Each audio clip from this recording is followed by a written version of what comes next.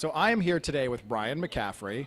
And Ryan, I'd love for you to tell us about your journey into the Tesla community. You have a very unique background. You've done some things in the community that are really fantastic. And tell us the journey from how you came into the community and came to be an owner. Well, for me, it's 2009 is when I go back to.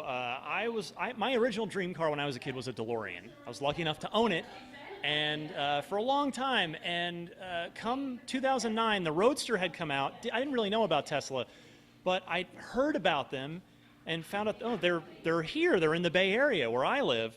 So I set up a DeLorean Club event. We have a Northern California DeLorean Club, and Tesla was kind enough to say, yeah, come on down. We'll have you guys. We'll give you a little tour of our facility. Back then it was just the Menlo Park spot. That was it. They had the showroom, and then there was a building in the back where they did final assembly of the Roadster gliders that would come over from Lotus, and the PEMs and the battery packs that would come over from the other side of the world. And it was just cool to see, and so I followed up, said, hey, thank you so much. That was great. We had 17 DeLoreans turn out, big turnout for our club, and then they said, one of the Tesla guys said, you want to come back and take a test drive of the Roadster? And I was, well, sure, that sounds great. And that was it for me. Just that as soon as I drove that car, it was like, oh, this is how we should be doing this.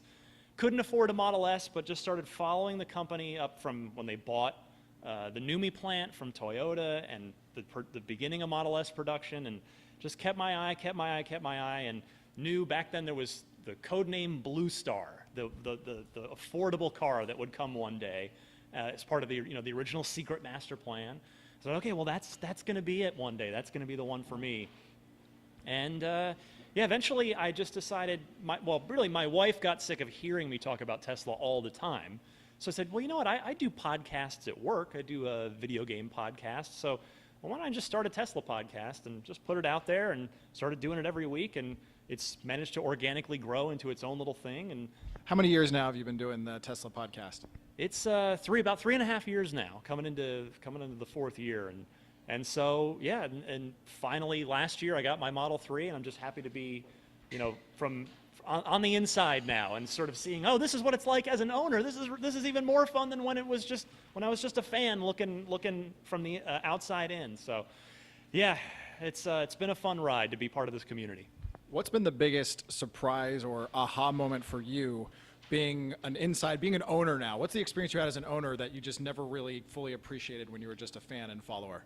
That's an awesome question, because I have a great answer for that. For me, in that, I of course knew about the supercharger network and superchargers, but until I started visiting them with my own car, I didn't realize all the superchargers are effectively impromptu Tesla Club meetups.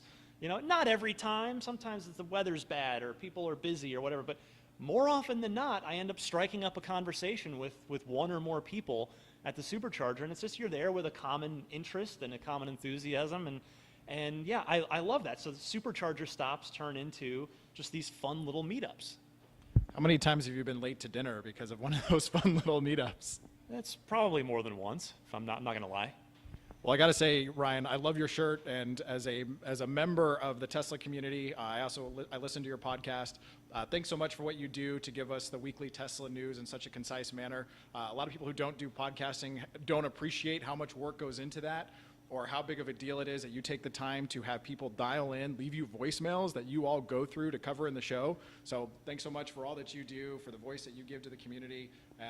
If you guys don't know who Ryan is already and aren't already listening to him, he does Ride the Lightning, the unofficial Tesla Motors podcast. And where are the platforms that they can find your podcast on, Ryan? Pretty much everywhere. iTunes, Google Play, Stitcher. You can get it in your Tesla if you just go to the search and then hit the podcast tab, type in Tesla or Ride the Lightning, you'll find it.